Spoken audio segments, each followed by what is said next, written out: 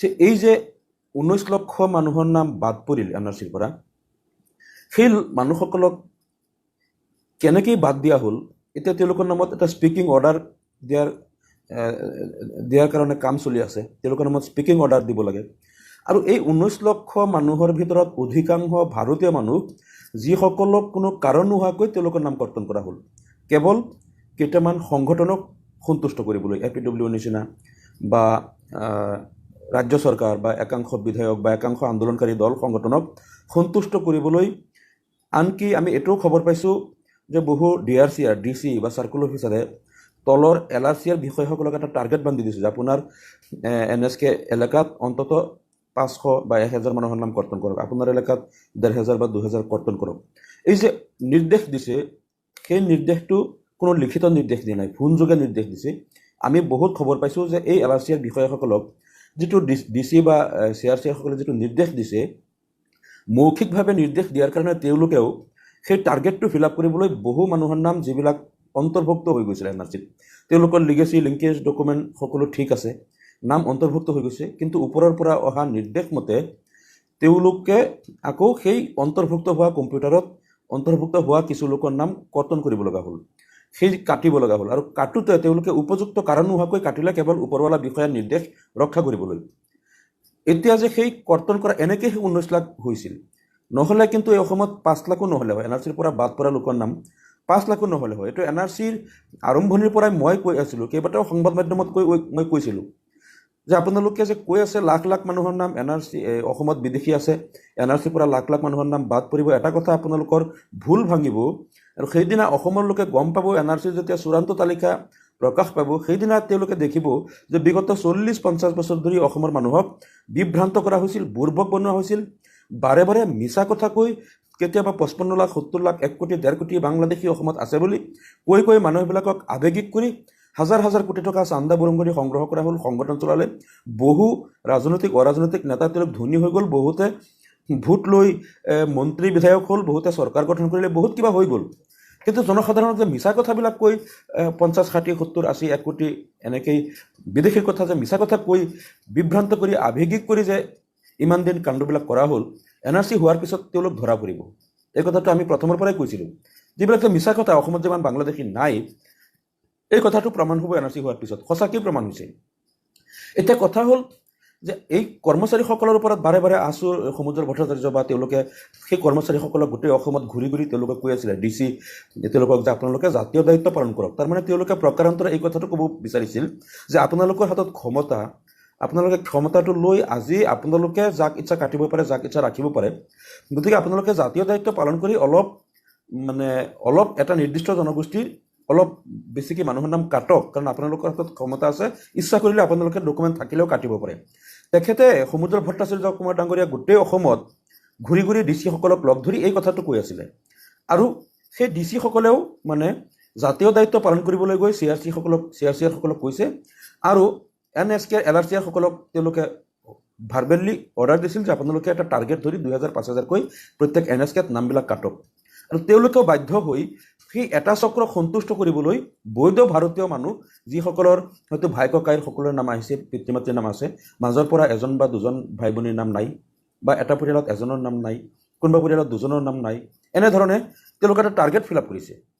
কিন্তু এতিয়া প্ৰব্লেমটো হৈ গ'ল ক'ত, এতিয়া যে সেই মানুহবিলাকক স্পিকিং অৰ্ডাৰ দিব লাগে, তেওঁলোকৰ নাম কিয় কৰ্তন কৰা হ'ল, সেই স্পিকিং অৰ্ডাৰটো এতিয়া লিখিব কোনে? DCয়ে নিলিখে, CRCয়ে নিলিখে। সেই স্পিকিং অৰ্ডাৰ লিখিবলৈ এতিয়া সেই LRCৰ সকলক দায়িত্ব দিয়া হ'ল। যি NSK সেৱা কেন্দ্ৰৰ, যি NSKৰ পৰা সেই মানুহসকলৰ নাম কৰ্তন কৰা হ'ল, সেই LRCৰ সকলক এতিয়া কোৱা হৈ আছে যে আপোনালোকে স্পিকিং অৰ্ডাৰ লিখক। LRCৰ সকলে কৈ আছে আমি কেনেকৈ স্পিকিং অৰ্ডাৰ লিখিম, কাৰণ আমিতো নাম কৰ্তন কৰা নাই।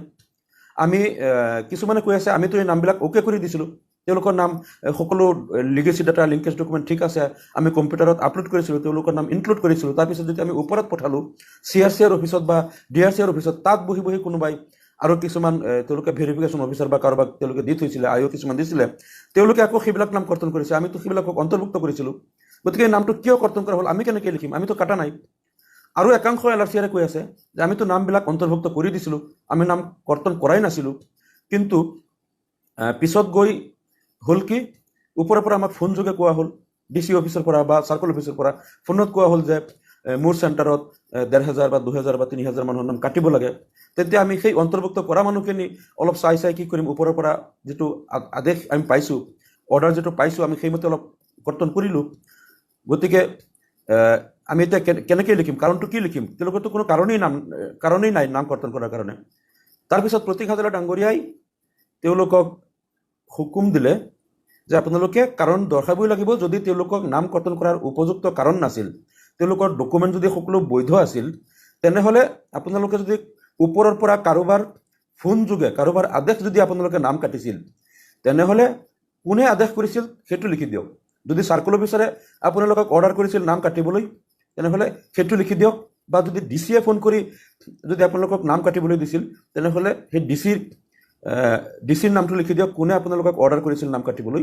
আৰু যদি আপোনালোকক কিবা মেছেজ দিছিলে, সেই মেছেজটো আপোনালোকে স্ক্ৰীনশ্বট মাৰি আমাক পঠাওক, মেছেজত কি লিখিছিল নাম কাটিবলৈ।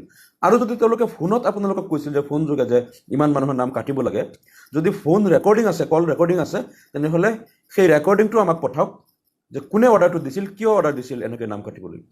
এতিয়াতো হয়তো 2-4জন Nrcৰ তেওঁলোকে ফোন কল ৰেকৰ্ডিং কৰিছিল আৰু কৰি সেইমতে ওপৰৰ পৰা অৰ্ডাৰ পাই নাম অন্তৰ্ভুক্ত হোৱা মানুহৰ নামো কৰ্তন কৰিছিল। আৰু কিছু Nrcৰে হয়তো ফোন কলটো ৰেকৰ্ডিং কৰিব পৰা নাই বা কৰা নাছিল, তেওঁলোকে হয়তো সেইটো পঠাব পৰা নাই। আৰু মই গম পাইছোঁ দৰং জিলাত এগৰাকী ডিচি আছিল, তেওঁ এতিয়া ট্ৰেন্সফাৰ হৈ গ'ল। তেওঁ এনেকেই প্ৰত্যেক চাৰ্কলত অৰ্ডাৰ দিছে, NSKত অৰ্ডাৰ দিছিলে ইমান মানুহৰ নাম কৰ্তন কৰিব লাগে।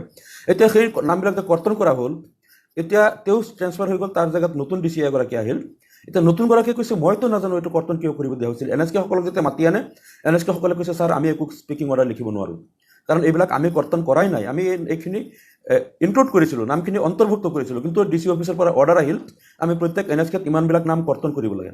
তাৰপিছত আমি বাধ্য হৈ বৈধ মানুহৰ নাম বহুত আমি কৰ্তন কৰিছোঁ। তেতিয়া ডিচিয়ে কৈছে এতিয়া কি কৰা যায়, মইতো এইবিলাক নাজানো, মই নতুনকৈ আহিছোঁ। আগৰ ডিচিজনক ফোন কৰে বা আগৰ চাৰ্কল অফিচাৰজনক ফোন কৰিছে যে আপুনি আহক, এইবিলাক কৈছে না মই ট্ৰেন্সফাৰ ল'লোঁ, এতিয়া মোৰ দায়িত্ব নাই, মই আৰু নাযাওঁ। এতিয়া সেই Nrcসকলে কৈছে আমি একো এইটো কৰিব নোৱাৰোঁ, কাৰণ আমি এইবিলাক কৰ্তন কৰাই নাছিলোঁ, আমাক এইটো ওপৰৰ পৰা অৰ্ডাৰ দি জোৰ কৰি এনেকৈ কৰা হৈছিল। এইটো লৈ আমি শুনিছোঁ ৰাজ্যিক সমন্বয়কৰ অফিচত সেই মানে DRCৰ CRCৰ DC CO তেওঁলোকে বহুতবাৰ আহিছে, এইটো লৈ আলোচনা হৈছে। এতিয়া কোনে মাজতে যে এটা অৰ্ডাৰ গ'ল ৰাজ্যিক সমন্বয় প্ৰতীক হাজেলা থাকোঁতে, আমি স্পীকিং অৰ্ডাৰবিলাক ইমান সোনকালে দিব নোৱাৰিম, অলপ দেৰি হ'ব, আমাৰ লিখোঁতে টাইম লাগিব। মেইন কাৰণ হ'ল এইটো, এই যধে মধে বৈধ মানুহৰ নামবিলাক যে কাটিছে, এতিয়া লিখিব কি? কাৰণ তেওঁলোকে লিখিব পৰা একো যুক্তি দিব পৰা একো ব্যৱস্থা নাই, কাৰণ তেওঁলোকৰ লিখিছিল এটাও বৈধ, লিংকেজ ডকুমেণ্ট বৈধ। কেৱল এটা টাৰ্গেট ফিল আপ কৰিবলৈ একাংশ ছাত্ৰ সংগঠন আৰু একাংশ দল সংগঠনৰ আৰু একাংশ মানে বিদেশীৰ নামত ব্যৱসায় কৰা একাংশ দল সংগঠনৰ নেতাৰ কথা মতে তেওঁলোকে এইবিলাক নাম কৰ্তন কৰিব লগা হ'ল। এতিয়াতো তেওঁলোক বিপাংগত পৰিল, কেনেকৈ এতিয়া স্পীকিং অৰ্ডাৰটো কি লিখিব, নাম কিয় কৰ্তন কৰা হ'ল, সেই লৈ মানে বহুত দিন ধৰি এটা অচলাৱস্থা হৈ গ'ল। কি লিখিব, কাৰণ তেওঁলোক যোনেই লিখিব তেওঁ ফচিব, কাৰণ এই মানুহবিলাক আচলতে বৈধ নাগৰিক। এইটো লৈ এতিয়া প্ৰতীক হাজেলা ডাঙৰীয়াই কৈছে না এতিয়া স্পীকিং অৰ্ডাৰ দিবই লাগিব, স্পীকিং অৰ্ডাৰ নহ'লে তেওঁলোকে ফৰেনাৰ্ছ ট্ৰাইব্যুনেলত কি লৈ যাব। এই কথাটো লৈ বহুত দিন ধৰি এটা অচলাৱস্থা হৈ আছে।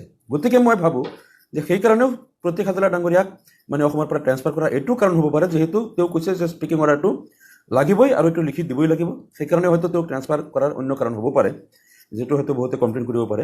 আৰু জীৱনৰ নিৰাপত্তাৰ প্ৰতি ভাবুকি যে আহিছে, এই কথাটো আমি নিজে দেখিছোঁ সংবাদ মাধ্যমত কেনেকৈ বিভিন্ন পাবত গজা সংগঠনৰ নেতাই কেনেকৈ কৈছে ৰাজপথত খেদি খেদি পিটিম, তেওঁক মাৰিম, তেওঁ অসমৰ শত্ৰু, অসমৰ মৃত্যুৰ দলিল, বহুত কিবা কিবি বহুতে কৈছে।